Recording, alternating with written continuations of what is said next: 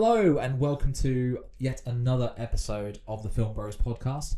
I am one of your hosts, Sam Hogarth. And I'm Rich. So on today's episode, our main topic of conversation is director's cuts versus theatrical cuts. Fuck. Fuck! Nice. Oh, mate, is this how it's going to go today? I think so. It's going to go. So we're going to be talking about some famous ones, like the difference between special editions, ultimate editions, this kind of thing. What makes a director's cut, and hopefully talk about some of the hidden gems that we would love to be able to see as a director's cut, and even if it's not a director's cut per se, a work print, something that feels a little bit more complete than the shit we've got. Exactly that. And but as we begin every episode, is Richard, how are you? Doing good today, man. Doing really good today. Yeah. It's, British summertime's in, so I want to kill myself. As is the way. As is the way. But no, other than that, it's just a good day getting to spend it with you and, just talking movies. And, I was going to say, I got to see Romeo and Juliet and Moulin Rouge on the big screen. And I couldn't be fucking happier. So, how you doing? Oh, yeah, good. How was that? How was seeing... They were brilliant. Yeah? Like, I saw Moulin Rouge first. And it actually kind of made me really... Weirdly, after I saw Romeo and Juliet, I kind of hated Moulin Rouge a little bit. But because it's exactly the same story, but drawn out by at least like 8 more minutes. And there's more... songs, but hey, I think it's brilliant. As soon as you walk into seeing Moulin Rouge, but with the introduction of the actual Moulin Rouge itself, like some of the greatest visual storytelling, some of the best filmmaking, like Baz Luhrmann at his like peak with both films. But I do think I used to rank Moulin Rouge, Romeo, and then Strictly Ballroom. I would actually now personally put Moulin Rouge on the bottom. But it's still my favourite of the trilogy, and it's the last great film that guy's made in fucking years. But I'm not such a fan of Moulin Rouge as you know. No. But I do love Romeo and Juliet and Strictly Ballroom. Those two are fantastic for me. But glad you had a good time watching those in the cinema. And how are you? And have you been watching anything? I'm okay. I'm okay. And like you say, I'm enjoying the sun, unlike yourself. But trying to sort of watch things as many things as I can. I went to go watch Project Hail Mary in IMAX as well with a good friend of mine, and absolutely loved it. Yeah. And I think seeing it in IMAX as well it made a real big difference as well. And I think that just like it's a feel-good film as well as being incredibly emotive and funny. I absolutely loved it. Ryan Gosling's fantastic. Rocky is fantastic as well. I love the puppetry and how someone, obviously the creature doesn't have a face, but how much character and how much emotion can come through the puppeteering. And obviously there are bits of CGI that kind of enhances the character, but it's just what a character. It outacts like most actors. I think it's so good, and I think I have gone to sort of on my Letterboxed, which you should go check out, by the way. Welcome to Sam's weekly plug of his Letterboxd account. Fucking hell, we've got to have a live stream from your Letterboxd account. I'm sitting on the shitter and I'm watching Who Framed Roger Rabbit. Come join me. And I'm just gonna do every episode. I'm just gonna do subtle plugs for Letterboxd. I'm just gonna keep this going now. This is fucking brilliant. But I did say that, in my opinion, I think it is one of the top 10 films of the decade. And I think we're only 6 years into the decade, and it's still a long way to go. And there's obviously great films that are coming out. Well, potentially great films this year, like The Odyssey, that could be really impactful in terms of just cinema in general. But I do think this film is really, really special, and I would not be surprised if it does well come award season next year. I mean, I'm hoping personally, because of the press that has been brought upon its practical effects, and like you said, it's been augmented in areas where it really needed with CGI. That people start understanding there are tools out there for every scenario, and it doesn't rely on fucking pixels all the time. Do you know what I mean? Yeah, for sure. And also another thing I've been doing is I've just subscribed to HBO Max, because HBO Max has just come to the UK. This is not an ad. And no, it is not. It's not an ad. But Warner's, if you want, give us a year. We will slag ourselves. We will sell ourselves. That's it. No, we'll be slags. Sorry, that's better. Yeah. Sorry, I understood what you meant. Yeah.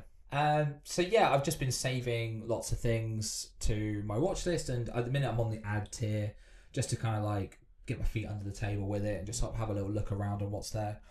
But me and my wife started a TV show called Rooster. Yep. Starring Steve Carell, executive produced and created by Bill Lawrence, who did Scrubs and Ted Lasso, Shrinking, whatever. And the first episode was not very good. In our opinion, anyway. Yeah. And but if you enjoy it, good on you. But looking forward to seeing what HBO Max, as obviously another streaming service, comes to the UK, because it's been a long time before it's kind of dropped over here. But looking forward to sort of seeing the fruits of its labours and seeing. Well, because they've held obviously the Pit back, which has been the big one, and that is a flagship show to really kind of put in motion. But for me, I've been able to see some HBO Max's stuff, and to me, it's the back catalogue of Warner's titles that have been lost. Like we haven't had like Primal over here, which is an animated TV show that I've heard nothing but rave reviews. We finally got the Harley Quinn show in its entirety at the moment. It's still unknown whether or not it will get a 6th season, but I've personally demolished that, and it's genuinely one of the best things I've ever seen. Like, hands down. Like, I'm already planning to get tattoos of that show. Yeah, like I love that. Yeah. And so looking forward to sort of seeing what else kind of comes to HBO Max, and seeing if the because I do think that at the minute it's a little hard to navigate the app, and it's kind of hard because a lot of the things I'm trying to search for, like the classics on there, like I found some like Casablanca, North by Northwest, and these kind of things, but hopefully the curation and gets a bit better, and trying to find like these kind of more classic titles, I guess, because a lot of them at the minute, a lot of it is pushing classic shows like Sopranos, Entourage, like Succession, like Game of Thrones, these kind of things. That's what they're kind of pushing at the minute. On like when you first go into the app, but it'd be really kind of interesting to sort of see more tabs of like classic films and sort of pushing more those kind of things. Because Warner's at one point, I don't know if they still do, they owned Turner Classic Movies. So I would hope that becomes a tab where you can actually be able to access quite a lot of the previous back catalogue of said company. Yeah, for sure. So, shall we get into the main chunk of the episode? So this is, again, just to remind everybody, this is Director's Cuts versus Theatrical Cuts. Richard, can I educate you a little bit on Director's Cuts? Please do. I mean, I feel like I know a little bit, but you've already told me you've done some deep dive research, so I wouldn't say that. I'm holding on to my butt to learn the differences. So with a couple of quick Google searches, don't tell everybody. Don't break the illusion. So some of the hits. I'll give you a very brief history of Director's Cuts. So basically, one of the earliest Director's Cuts was Charlie Chaplin's re-release of his film The Gold Rush in 1942, originally released in 1925. This version added a new musical score, voiceover, narration, and a few deleted scenes. And I think that's due to, from what I read, that Chaplin was he didn't have control over the edit himself, so then the studio cut it for him because he didn't have that kind of control. He wasn't the name that he kind of was at the time, and so then he wanted to re-release it, and I think that's when he owned the rights to the film, as I believe it. Yeah, I mean, just to quickly interject with that, do you know probably that kind of incident led to him creating one of the most famous film studios around, United Artists. Yes. And obviously it was a film studio that banked on, creators and artistic vision. And did you know that artistic vision killed that studio? Well, yes, because famously Michael Cimino's Heaven's Gate was the one that destroyed Heaven's Gate. Yeah. It destroyed United Artists. Yeah. And but also it was the kind of driving force to a lot of filmmakers, and also a lot of films that we now see today that are incredibly influential. I can't speak today. No, you're right. I think a lot of it also stems from the idea that the studios took away a lot of the filmmakers' power because of that movie. But I don't think this will be the last time Heaven's Gate turns up on this podcast.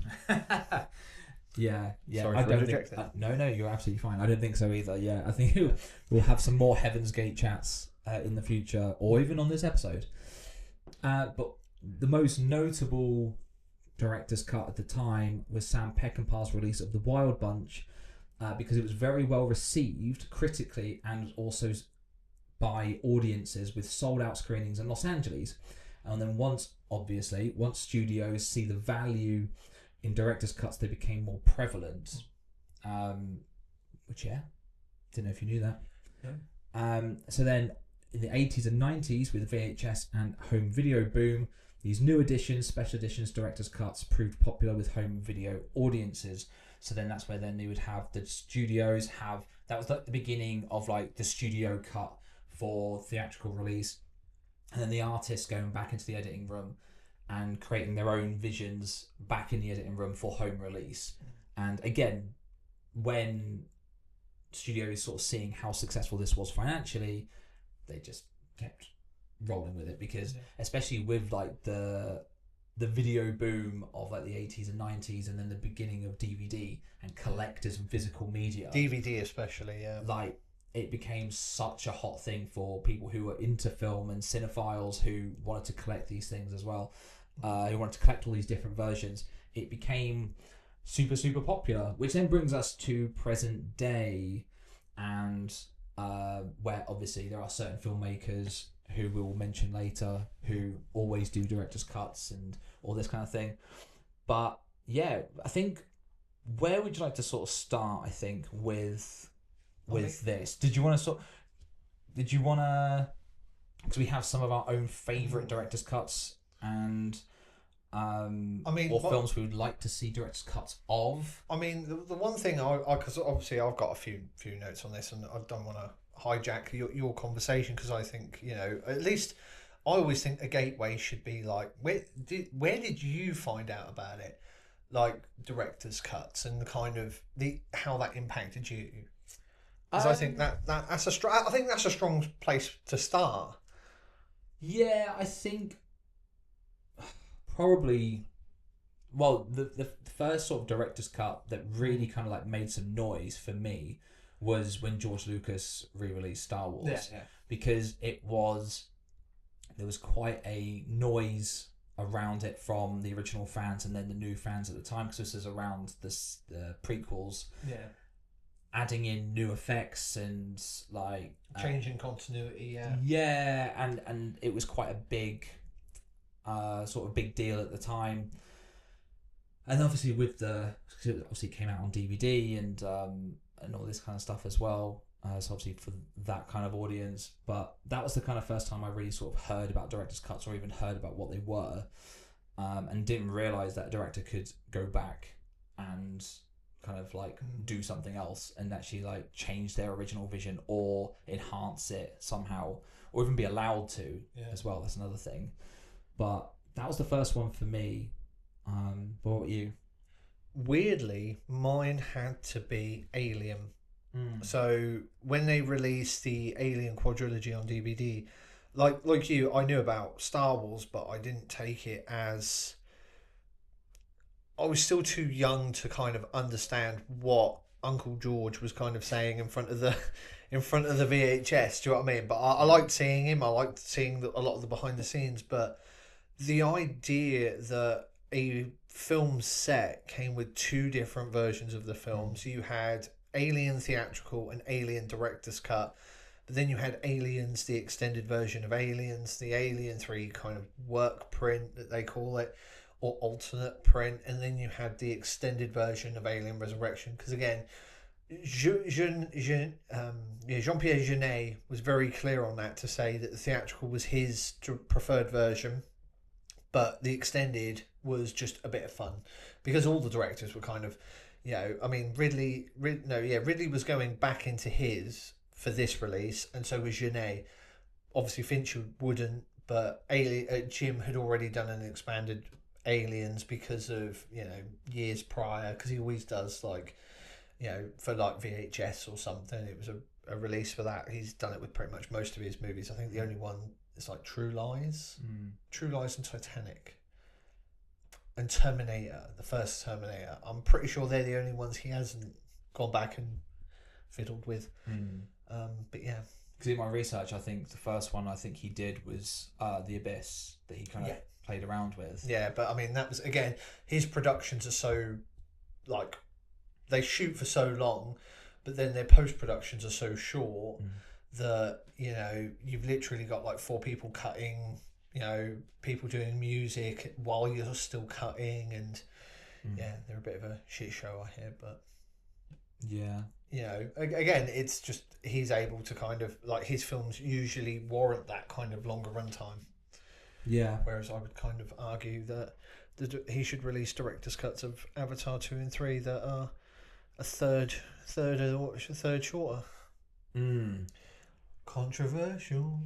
Yeah. Well, again, like, this is where then, like, this is sort of like starts quite an interesting conversation, sort of like with large run times that we sort of see now.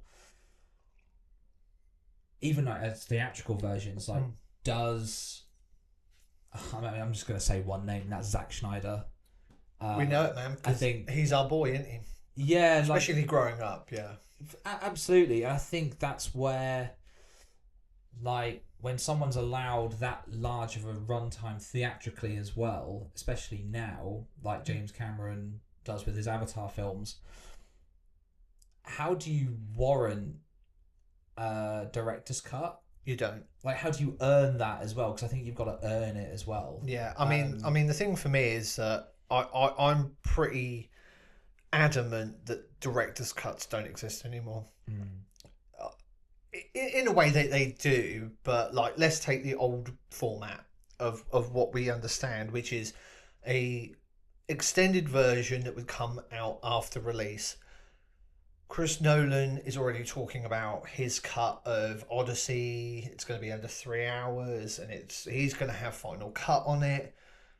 Great, like, we're going to see his intended version, And again, I think director's cuts have gone the way of the dodos, just simply because the way that the studio system is working now, and Netflix and other kind of formats, there's no need for them, because if we give the creators complete and utter control, we get it straight out the gate. And I'm going to be honest with you, I think most films now need cutting. I feel we're way too lenient with it. I feel a lot of them have become bloated.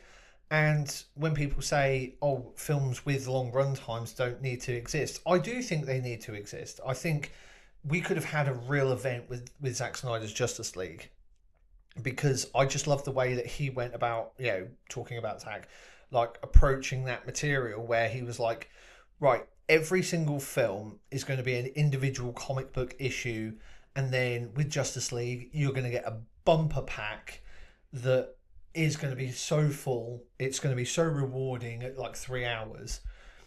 And then it was just dropped, and then it took, an army of fans and everybody. But I don't know. I think it's a creative endeavor, but it's also a monetary gain from the studio. It's greed and creativity working hand in hand, maybe not always respectfully. Yeah, no, I see what you're saying. I think that's a good point. But also, talking about greed, is it also creative greed as well? So someone like Zack Snyder, who is it almost sort of self-indulgent, like getting a director's cut or doing a director's cut, because deal for Rebel Moon, for instance, was that he did a theatrical cut and then on the same platform gets to release a director's cut in his version, which is like nearly an hour longer in both versions. And it's like, is that too much? And is that over self-indulgent? Is that self-masturbatory? Is that, do you know what I mean? Like what? Because again, like on a streamer, for instance, who's going to sit down and watch both versions on Netflix? Like, I don't think there's going to be very many people. I know you have. I watched the first theatrical of Rebel Moon Part 1, but I didn't watch. Oh, sorry, I didn't watch the second part. I think Zack Snyder's a very interesting creative to talk about in a really controlled atmosphere, which is why I'm glad me and you are doing this. Because I feel like you talk to some people, they're so extreme on the he's a wanker, fuck Zack Snyder, and then you've got the other people who are like literally humping his leg like he's the savior of cinema, and I don't think he's either. And I agree. And I think for me, Rebel Moon put that into perspective. Again, I think as a film director, I found him very early with Dawn of the Dead, and I followed his career. And creatively, he's been stifled by the studio system. And I get it, you know. Dawn of the Dead even has a fucking director's cut, you know. And it was just... I was going to say, every one of his films has a director's cut. Pretty much. The only one he said, I think, is Man of Steel. That was literally the film he wanted to make and release. And it kind of shows, you know. But you look at... He's a filmmaker that isn't financially viable as a in the studio system, not like a Christopher Nolan, who can make art house cinema, like no matter what me and you might think of him. Like, we'll take him, for instance. He's able to cross the boundaries between, you know, intellectual cinema and big spectacle. And he's able to cater to millions of people on a level and not talk down to them. Fucking great. Right, cool. We'll give that guy all the money. And he deserves that respect. Do I think every one of his movies works? Absolutely not. But that's my own bullshit. But the thing with Zach is I think he's able to make entertaining movies for adults, but the studio, especially Warner Brothers, tried to seem to make him more towards kids because a lot of that stuff crossed over. And I think that was the problem. And I'd love to see the Sucker Punch, you know, director's cut. I've seen pretty much every one of his director's cuts, and they're instantly better. As much as people hate Zach, but bringing it back to the Netflix question, like the Rebel Moon question, which is that was a case of Netflix greed, which is that they wanted to market the film for teens and tweens, and why? But then my also problem lies with why the fuck did they need to be 2-3 hour movies? They didn't. Like, you could have cut them down, and they would have made perfect sense. It feels like a big middle finger from Netflix and Zach just to be able to just do this thing.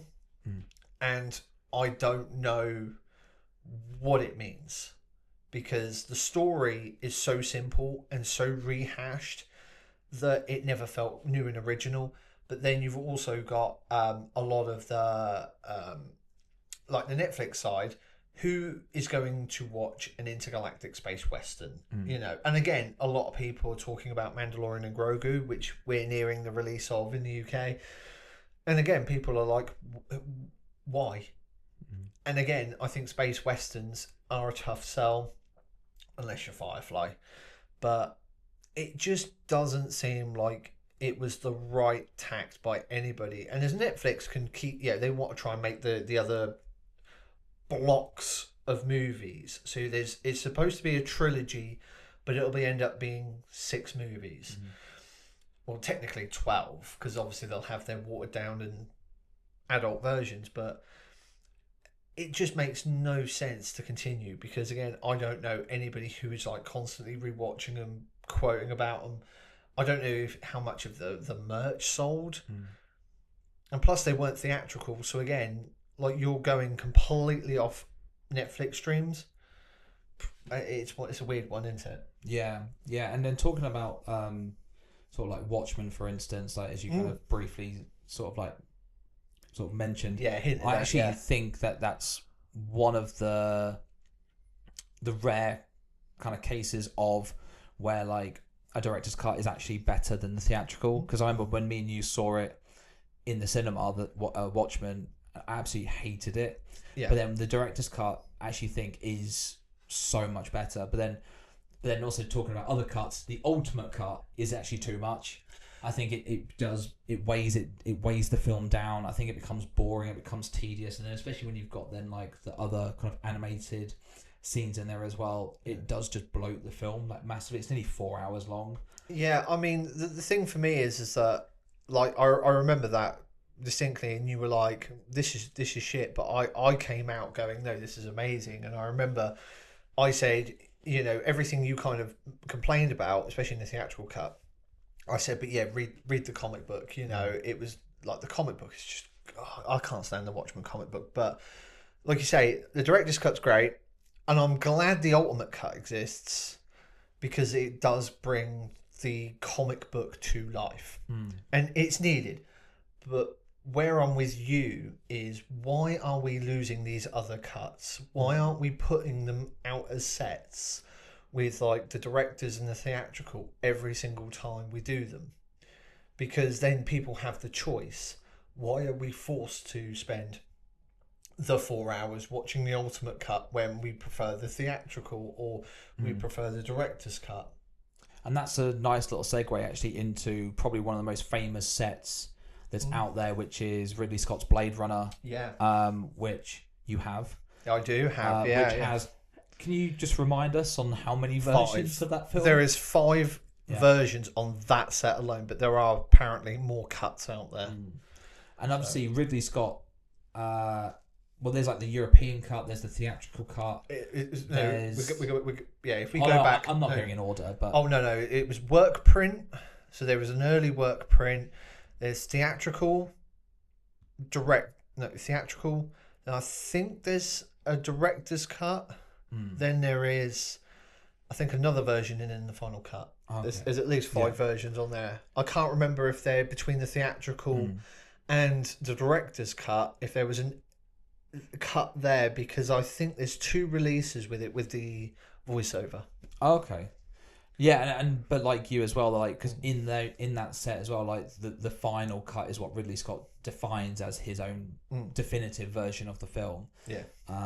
And also it's actually a really good fucking version of the film as well. Yeah.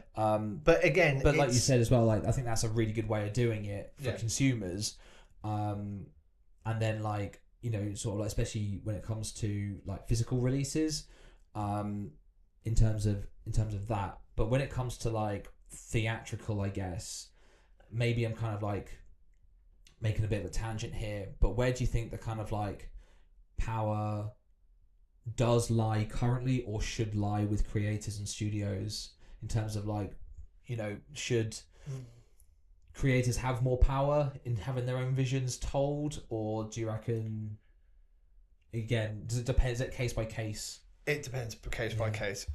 I'm not here for censorship. I think that's a very dangerous, like, and that's not no disrespect to you, like asking that question. I'm not talking about censorship as such, but I'm talking mostly just about a creative vision. Yeah, no, I completely understand. Because a studio will think about an audience as many people as possible. Yeah.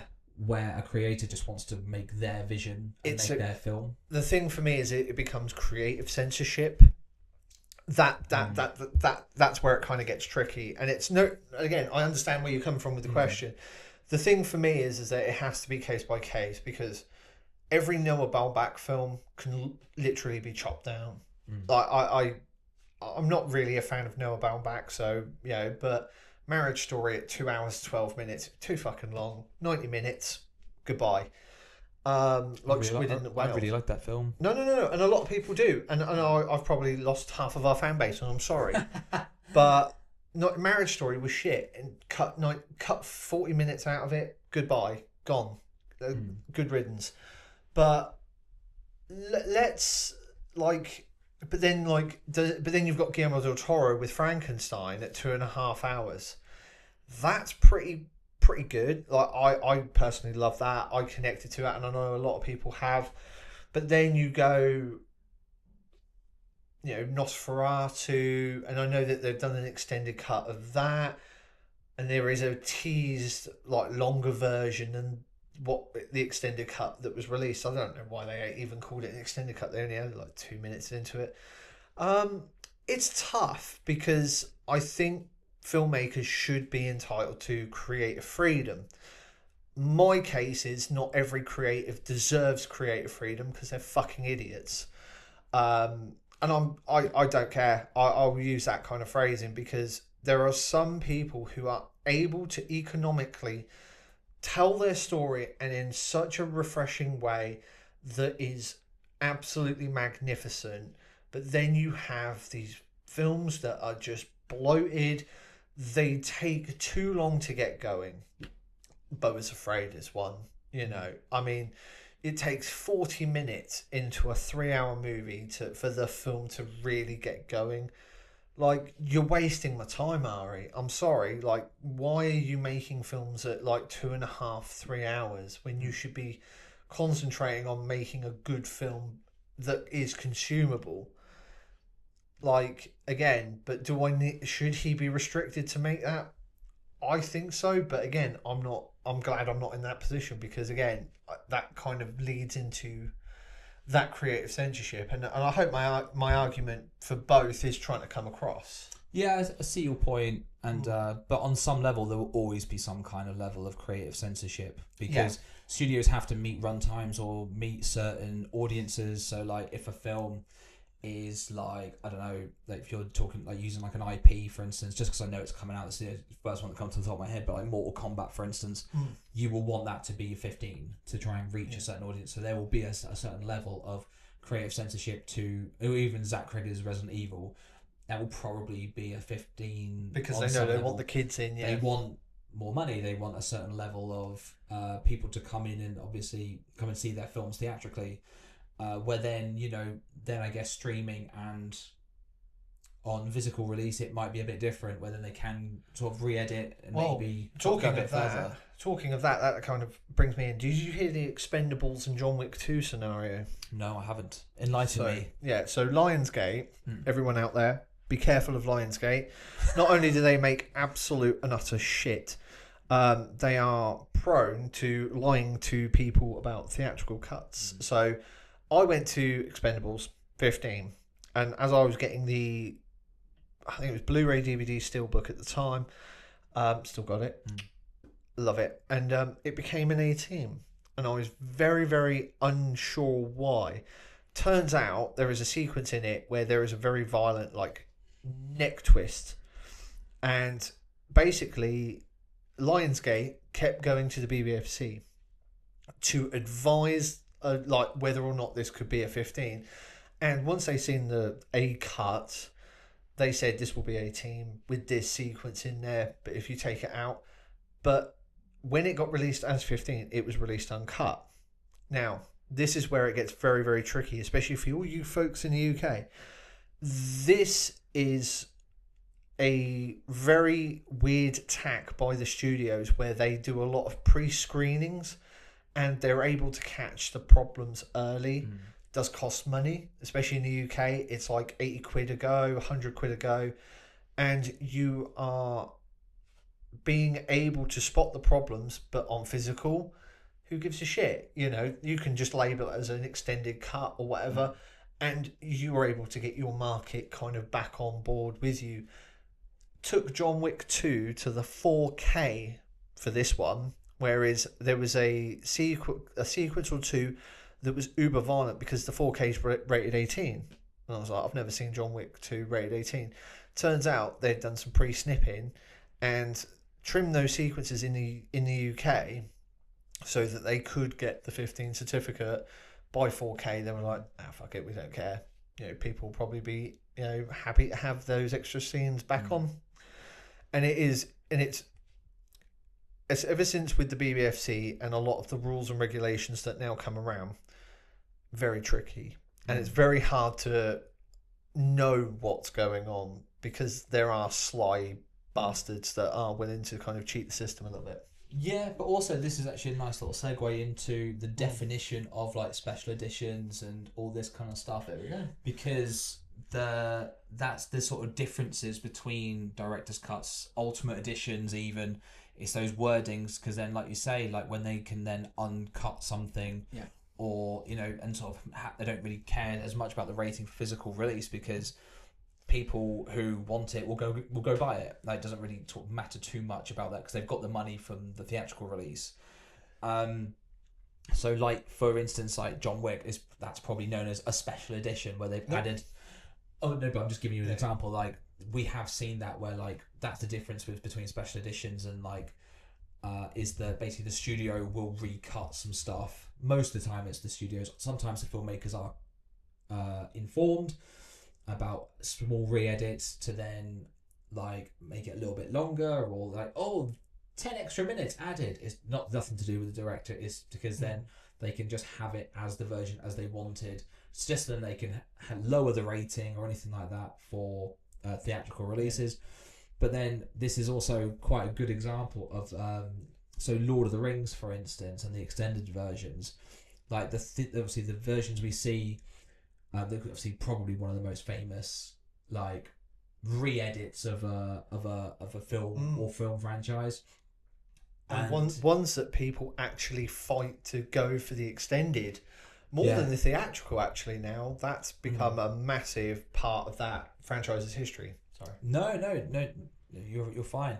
But yeah, absolutely, and like because Peter Jackson's obviously like the theatrical versions are his intended versions of Lord of the Rings, but then the Ultimate editions, like obviously he was consulted over and everything, but it wasn't sort of something that was like, and again like as a fan, like it's not really needed, I think, because I like the Ultimate editions, like I like the extended things, but fuck me, they're long. Like it I think they're a bit too long, but like that's not Peter Jackson's intended vision of them being that long and all those scenes and everything, and that's the kind of slight changes of definition, but like that's why they're kind of important, because when someone sort of sees a special edition or ultimate edition or extended edition, fans will automatically, I think a lot of the time they'll assume that the filmmakers have been involved, or they've been told about these kind of things, or this, that and the other. They've probably been told, but they don't have an input into how that kind of comes out into the final release. I mean, Peter Jackson I know he was very hands-on with the extended editions, because I've seen him like edit them. And I'm thankful for that. Like, he actually went back in and redid all those. But that wasn't his vision, though. Oh no! Like, but to carry the vision through to the extended. Do you know what I mean? No, like, of course, yeah. Okay, like my wording's not the. Oh no! I'm just trying to clear that up. That's fine. Yeah. But the thing for me is that when it's like comedies, you'll get like the unrated editions and all that, and that at the time me and you were growing up, at least, which is the noughties. Like when we were really like self-conscious and we were picking movies to go and watch, at least we were going quite regularly and watching a lot of stuff. You also kind of get that sense of that you would then get an extended cut on DVD and Blu-ray, but at least like 5 to 10 minutes more like cringe or sex or whatever the comedy was about.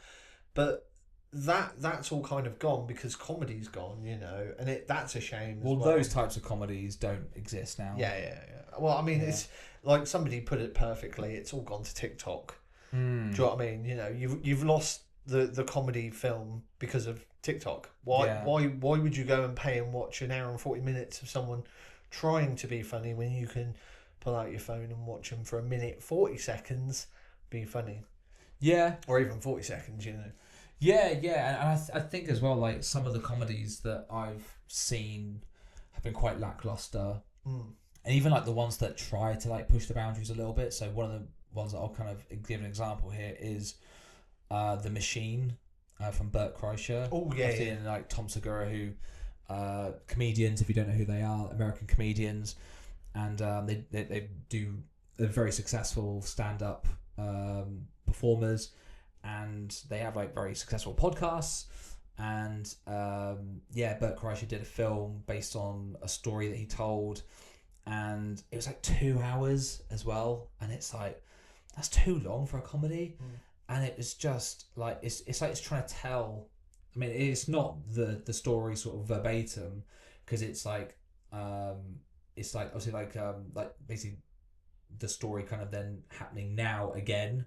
So then he has to go back to Russia and all this kind of stuff. I don't want to sort of give it away. I'm trying to be sort of vague about it. Yeah. Vincent Vega about it, and so it is like a kind of reimagining of it being sort of retold sort of thing, but because the way their podcasts and also their stand up are quite the type of humour is quite strong and can be quite not harsh, but do you know like black comedy? Yeah, it can be dark. Dark. It can be quite dark, and I was really surprised then to sort of see the film that was quite tame. Yeah. And it just wasn't very good at all. But then on the contrary to that, like something like Is This Thing On, like which is more of a drama, but I thought was really funny as well. I really liked that. Yeah, and that's the like again, like a lot of the because obviously that being what was it, John Bishop's story. Me and you like we're talking very much about the cultural aspects of that, and then you've then got the commerciality of the Bert Kreischer story. So again, it feels like a lot of the studios are trying to push the commercial aspect, breaking the artistic value, but there's no way for the artistic kind of intent. Like, it's like Marvel for me, which is like a lot of people have asked for like the, Near DaCosta's like work print of the Marvels. I mean, I'd love to see that. And what would you love to see? Like, are there any like director's cuts that you would absolutely see? I told you, mate. Are there any? You've seen my notes, haven't you? No. I was going to say, are there any like director's cuts you'd love to see? Because I mean, for me, as I say, even if it is a work print, I think Disney need to get out of their arsehole and show us the Nia DaCosta work print, because we've now seen 28 Years Bone Temple. Yeah, she's not a shit director. There's no way. No, I also want to see her header film. Yeah, and I need to see. There's a couple other films. I've seen Candyman, great film. That's on Prime. I've heard a lot of good things about that. But the thing is that you fucking know, you know what you're doing. You know what fucking what I want to say. So, what I really want to see is David Ayer's Suicide Squad. That is... What? What? Are you fucking kidding me? You're such a knobhead. Like you played me like a fool. Yeah, fool really of a toque. Yeah, you really did. Yeah. Oh, well played. But yeah, I do really want to see David Ayer's cut of Suicide Squad, because why? Well, first of all, I think the theatrical cut obviously isn't. It's not amazing, but I do think it's a good film as is. I think, but obviously it's a film that's tailored to the masses. That's the way it's been re-edited, and it's not. That's what I mean. Like, it's okay. Yeah, it feels like a trailer editor has got their hands on it and listening to studio notes. And it's like when then you hear actors like Margot Robbie and Jared Leto sort of say that they've basically when they shot the film that they shot a completely different film to what was edited. You do kind of sit back and kind of just go, well, what the fuck was the film meant to be like? Yeah. And it's like, well, I want to see that intentional version from David Ayer.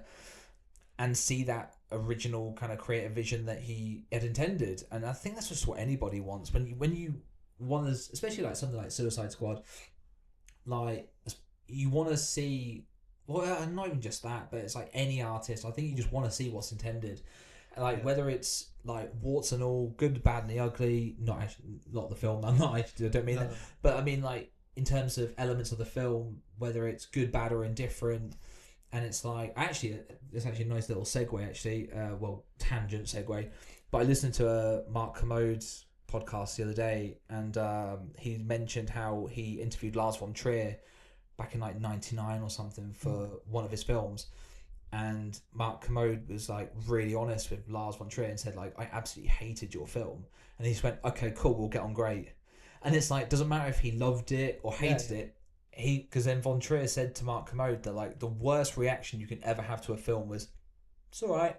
Yeah. Because he just wanted to, you either love it or you hate it, but at least you have some kind of emotional reaction to it. Yeah. And that's all I want from directors, and I want to see from studios. I want them to let their creators be creative, and that's what David Ayer. And it's like I'm desperate for that cut. So and I don't know when it will come, but David Ayer did a podcast with John Bernthal, and said it is coming.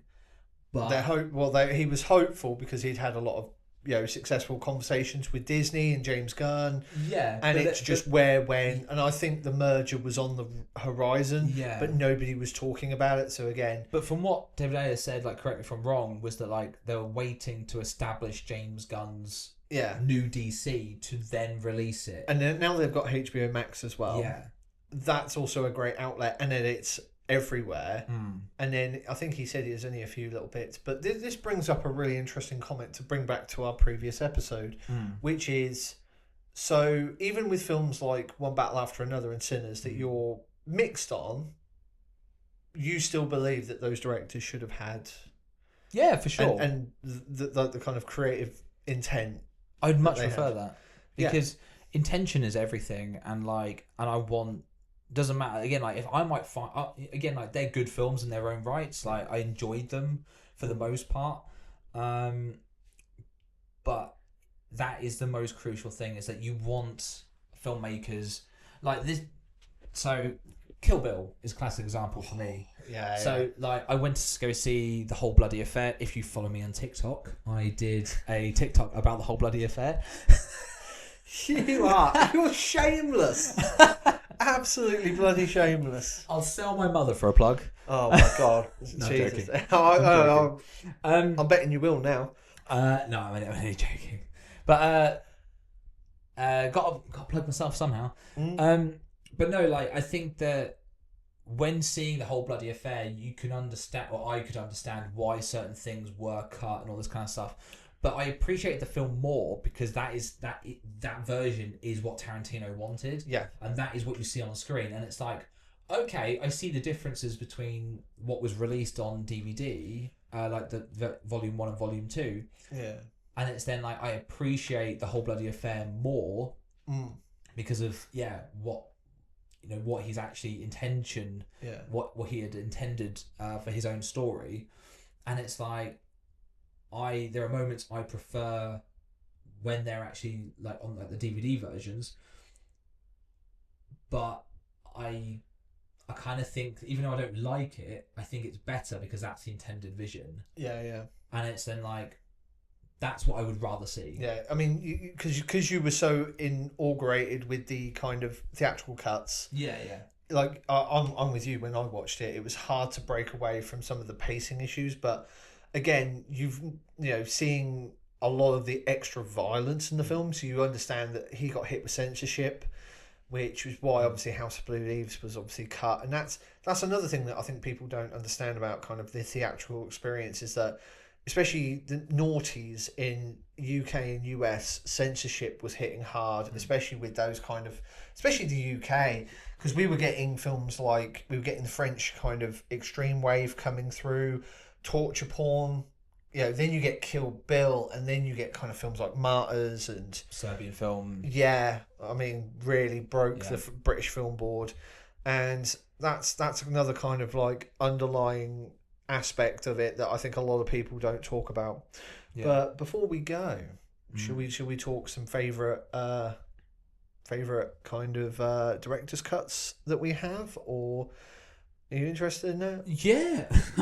You interested? You look like you just farted. And, you were just kind of like, So I don't actually have many sort of written down, to be honest. Like my favorite, one of my favorite director's cuts, because I was sort of trying to think about this, and I don't actually have many director's cuts in my collection. Yeah. And I think that kind of then says quite a lot. Yeah. That I don't prefer director's cuts necessarily, or which I think the only ones that I really have or did have is Watchmen. I think that is a brilliant sort of recut of the film. I have the Lord of the Rings extended editions. I think they're great. I do think they're a bit too long in moments. I have Kingdom of Heaven, the director's cut, which is that's essential for anybody. Yeah. I mean, there is no other version, in my opinion, of Kingdom of Heaven, and so they're some of my favourites, at least, because I don't have many in my collection. But again, I found that quite interesting that I don't have that many. And it also, here's actually one, actually, just very quickly. I have the director's cut of Walk the Line, which is one of my favourite films of all time. Yes. And I don't prefer it. Yeah, And, I remember you saying, but tell the audience at home why you don't like that version. You sounded just like BBC News presenter then. Yeah, but that is my shtick. Okay. And it's over to you, Robbie. So for me, like the theatrical version, every frame is used to perfection. It is perfectly paced. It tells the story, and it's all and every frame feels. Again, this is where we've used quite a lot, but it's intentional, and it moves the story along. Everything is completely meaningful, and it's like I just think that the director's cut just slightly. Obviously, it alters the pacing. It alters like certain feelings throughout the film, and it's like. But whenever I watch the theatrical version, it just feels magical. Yeah. While there's obviously extra scenes in the director's cut, it just messes with that flow, and it just doesn't work as well for me. What about you, Rich? Well, would so happen that I have a bit of a list. Okay. Of course you would. Yeah. Well, no, it's just because I want to just kind of I won't keep everyone too long because for me. I want to briefly chat up on Lord of the Rings and the Hobbits. I've waited patiently for you to finish talking utter shit, but no, I love the extended cuts, and I understand. No, and I completely understand. And I'm going to be respectful here. Like I was joking before, but like I completely understand where you're coming from. It's the tightness of the theatrical cuts. You can watch them in one sitting. I don't want to. I love the extended cuts. I love being immersed in that world longer. But the thing for me is what makes them brilliant is that Peter Jackson knows exactly where to put the intermission. So, but that's the difference, though. Yeah, every single film. Some don't work. All six. So yeah. All six have intermissions. Even the Hobbits, which I mean barely break kind of 2 hours. He's able to put them in perfectly, so you're able to sit, enjoy, and digest like an hour and 20 minutes or 2 hours of said chapter, go to take a break, relax from it, then come back to it. And I think that is what really helps me with those movies, being able to know that I'm not watching 3.5, 4 hours all in one go, which is what some of these films you can do. You're able to just sit, digest respectfully, and it helps me personally also enjoy because I'm getting more of those worlds. Daredevil, Ben Affleck's Daredevil. Growing up, we were very disappointed with that because we saw the trailer everywhere. I got it for my birthday on DVD, and I just went, huh? I remember it was one of the very few birthdays I was very disappointed because the film never lived up to the hype, and then I think it was about a year or two later we got the director's cut, and me and you watched it because obviously so good. We're big Ben Affleck flans. We love Ben Affleck's flans. But yeah, we're big Ben fans, and Ben fans. We are. We do like Big Ben. Yeah. Swinging through the countryside. We love the big clock in London. We do. And if I took out that one L, then that's very problematic. No, yeah, I was gonna say. Yeah, we're definitely getting cancelled for this one. Oh well. No strikes for me. But Continue. We're getting cancelled. The thing I just enjoy that it became the mystery that and the thriller and the darkness that we always thought it could be was there. Kingpin was really showcases Michael Clarke Duncan because at the time he was getting quite a lot of negative press, and I always respected Mark Steven Johnson saying at the time he was casting there was nobody that could fill the shoes like Michael. And you watch that film and it's like great. And don't get me wrong, I love that they've done the more comic accurate with Vincent D'Onofrio. Great, but you can't deny that Michael Clarke Duncan did a really good job in that. Alien 3 is a big one for me because even though it's not a director's cut, work print, we have to be very, very specific on the wording because obviously Fincher has not had a go. Apocalypse Now, Dark City. I'm a massive Tombstone fan. The director's cut of that is so much better. It really affects the third act. The theatrical cut I recently watched for the first time, and the third act is already cut so tight. It is unbearably flicks through a lot of that. Peter Jackson's King Kong. I mean, can you have a 3-hour movie that's even longer? Yes, you fucking can, and it is beautiful. But I also kind of want to talk about there was some more that I would love to be able to see. Event Horizon, not so much in terms of story, but there is apparently, or was, shit tons more gore. So do you remember the hellscape sequences in that? Like, apparently they shot near enough an entire movie's worth of that, but the censors at the time just cut it, and apparently Paramount burnt it, so we'll never get to see that. Fucking wankers. You said apparently, so maybe somewhere. But it's not that. It's like a lot of people are doing a lot of research at the moment, and they're finding a lot of film canisters about. I would hope, but is it possible? Even Paul W.S. Anderson has said that that's pretty impossible. I'd love to. I would. This is an alternate reality thing. I would have loved a Eyes Wide Shut director's cut, because as many people don't know, the film was never finished by Stanley Kubrick, even though it technically was finished by Stanley Kubrick. So large parts of it was majority finished by him. Yeah, basically what had happened was the edit was locked. He couldn't do the sound mix because he'd passed. But if you notice, there are massive gaps in the film of just silence. Apparently there was supposed to be a voiceover. I have heard this. So again, I would have loved to have him be able to finish the film his way. I still think it's great and it's a masterpiece no matter what. But as a curiosity, I've slid that under the one. The big one for me is, you won't have any kind of emotional state to this, but with me and my dad, we are massive fans of 13th Warrior. So John McTiernan films the movie as the book's title, The Bear Eaters or something like that. It was a really weird title, and it got tested in front of like. Is it okay? It was fine. Not by a doctor, but by screening. They were doing test screenings around, and basically it collapsed. It was just done. It was DOA.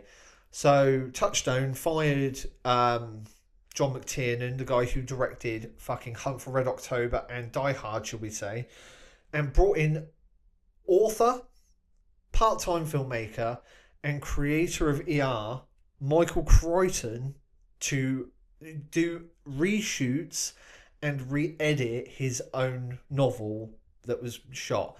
I would love to see your work, John McTiernan, even though you are a little bit problematic, but please, I would love to be able to see yours. Jonah Hex is one I would love to see. Fucking butchered by Warner Brothers at the time. I know. Butchered by Warner Brothers at the time. It's barely a movie. It is just a string of sequences. Thank God for Megan Fox and growly Josh Brolin. Rental Family. So this is one I recently watched. Brendan Fraser, 20th Century movie. I have never seen a movie that feels like it was chopped up than this movie. So it is about Brendan Fraser is an American actor, goes to live in Japan, struggling to get auditions, and basically ends up kind of with this company that provides emotional support to people. They pay for their services. It is fucking brilliant. But it is literally looked like it was chopped together by a madman. So you'll have it feels like it should be a Japanese 2 hour and 20 minute film. Lush lingering shots. It's beautifully kind of slow, but you can tell how bad the editing is because none of the supporting characters make any fucking sense to the narrative. I've heard it is cut to an inch of its life. Literally there's a drone shot flying around a lake, and in that drone shot there are at least 4 cuts, and it got really its technical problems pulled me out, and you can feel like an American producer said, this is too slow, this is too long, we need to make it snappier. And I hope that one day she will ever get that. Sucker Punch is another one. But one thing I did want to leave people on is, we have been talking about the creative vision. We have been talking about so much Great stuff. There are some fucking madmen out there, people. We should not be listening to them. One of them is Ridley Scott, did an extended cut of Gladiator. That can get to fuck. We have Warriors. Walter Hill, you madman. You fuck off, alright? Your director's cut is a pile of shit, okay? Get to fuck, lad. Get to fuck. Because anybody who's seen it, he's actually trimmed down the violence, because apparently it's too violent, and he's put in a comic book into titles. It is the only version you can watch on Blu-ray in the UK, and it is fucking awful. Get the Australian, get the American Blu-rays, 4Ks, do it. It needs to be the theatrical cut for that film. Outstanding. Frank Oz did a director's cut of Little Shop of Horrors.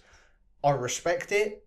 I think his original intent makes so much sense, but because we've seen the theatrical cut, which is a happier ending, the dour ending, no thanks, mate. We've talked about Rebel Moon, and we don't need those. They can fuck off. Now, I don't know what these filmmakers are doing, and these are my last two, and I promise that's it. Thanks for bearing with me, guys, but I need to just get these out of my system. What is it with supercuts, right? We're getting It, the two Andy Muschietti films. We're getting those cut together with addition. So already that's 5.5 hours, right? And then on top of that, they are adding additional scenes. So we are getting essentially a 6-hour version of Bill Skarsgård as Pennywise's It as one mega film. No, thank you. I'll keep to my 5.5 hour 2-parter. Thank you very much. And they are doing The Strangers. So the new recent Stranger movies that are god awful and nobody should fucking watch. Well, guess what? They didn't intend them to be 3 films. It was supposed to be one 4.5 hour experience. And if you really feel bad and, you really want to be depressed, go watch this 4.5 hour supercut they're putting together, because apparently it's supposed to be amazeballs, says producer star that I don't trust. So, yeah, I've seen chapter 1. Can go fuck itself. I don't really need to see her running around chasing a boar for 20 minutes in the middle of chapter 2. Don't need it. Doctor Sleep. If you've never seen Doctor Sleep, the sequel to The Shining as the director's cut, do it, guys. Do it. Genuinely, it's 30 minutes longer and it reinstates that movie as a fucking seminal classic. Apologies. Again, you don't need to apologise. It's all good. Okay. And that is where I think we're going to leave today's episode. Thank you so much for joining us on the Film Bros podcast. Thank you, Richard. Thank you, Sam. And where can people find you? Well, I think first of all, we need to do some recommendations, don't you? I just got So my recommendation, this is a part of the podcast every single week. I recommend a film that I think you should see, and Richard will also do so. His is a bit more, I was going to say abstract, that's the wrong word. It's obscure, isn't it? Yeah. No, not necessarily. I think it's more for the cinema lover. Yeah. That's a good one. And like hidden gems that you may not have heard of, but you definitely should have heard. You should go watch. Yeah. And Richard does come out with some absolute crackers. So please. Oh, Jesus. An actual compliment. Thank you very much. Don't get used to it. No. And so my recommendation for this week is, I did mention it in the beginning of the show, was Project Hail Mary. I saw it in IMAX. I absolutely loved it. I think it's one of the best films of the decade. And I can't wait to go buy it on Blu-ray. And that's I don't really know what else to say about it. If you have seen it already, you'll know how special it is. And if you haven't, go watch it. So Richard, this week, what are you recommending? Well, I mean, unless you're in the horror community kind of sphere, like on Instagram, TikTok, you really might not have heard of this one. So this is, obviously we're talking about censorship. So I have a film called Censor, co-produced by Kim Newman. So if you know Kim Newman. No. Yeah, so remember we were at Fright Fest and we met, he was that kind of biographer. He does like a lot of Blu-ray special features about film historian. Like he's a film historian. I don't remember that. Right, well that's embarrassing. But anyway, I'm sure my memory is shocking. So he is genuinely you're like probably right. He's genuinely one of the best, and he helped support this project, which is a horror movie about a BBFC censor during the 80s who is watching video nasties, and basically her mental health deteriorates over the course of the film, and reality and film starts to blend. Very dark, very kind of weird, but there is a superb Blu-ray in the UK by absolute fucking leg ends, Second Sight. Get on it. Like, it's packed with special features. There's a 4K as well, I think. So if you are a horror fan, or you want to try something that, you know, you want to go into British film history, that's a great way. Obviously there's the Video Nasties docs as well. If you do feel like that's just a little sub, if you want to go a little bit further into the Video Nasties and you don't live in the UK, always well worth checking those out. But my main recommendation is Censor. Okay, amazing. Thank you so much, Richard. Thank you, Sam. And so where can people find you? You can find me at Richard Hogarth on pretty much Letterboxed, Serialized, Instagram, TikTok, and yeah, I'm always under the pseudonym of Video Store Clerk, the VSC. Amazing. And you are watching this probably on a Rogue Studios TikTok account or YouTube account. You can also find Rogue Studios on Instagram, but you can also find me as Sam_D_Hogarth, and that's at my YouTube channel, Instagram, and also TikTok as well. Completely forgot about that. I do, yeah. Yeah, all what I mean. All the links to all of our socials will also be in the description, so please check them out. And thank you very much for watching. Yeah, we hope you have fun. Thank you.